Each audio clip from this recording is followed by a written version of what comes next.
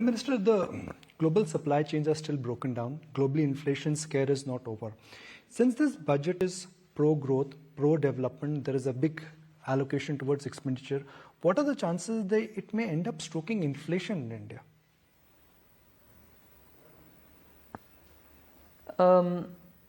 May not be a comprehensive answer. But I think in India, capital expenditure leading to inflation is probably tenuous an argument than speculating on the external. External in the last few years, every speculation has been proven right.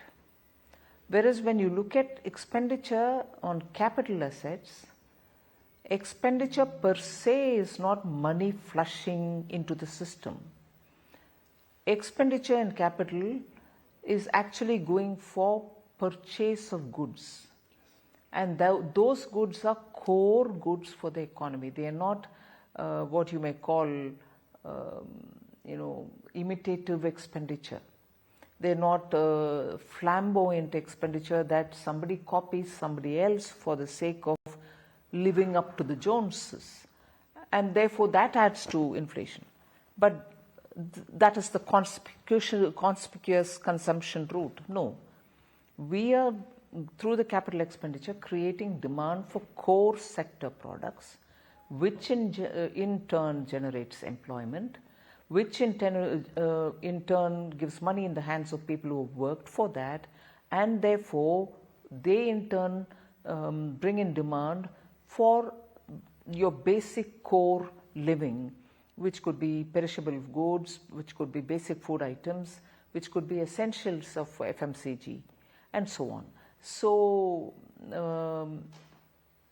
the chances of capital expenditure spike leading to an inflation is a bit tenuous, because it brings in supply also together with demand.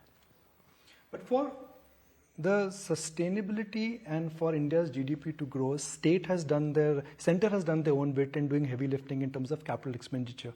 States perhaps have a lot to catch up. I'm actually going to interrupt you to say, if center is also moving fast and in a very high scaled level, states have shown very good appetite for capital expenditure, and they are receiving the amounts given very well. But to be fair to them, that component of this capital 50-year loan that we give them, which comes with conditions, is where many of the states are finding it difficult to move ahead fulfilling those conditions, and therefore the 20% amount of that 1 lakh goes slowly, not as much as the other 80% goes. So that's where the difficulty is. It's not lack of appetite.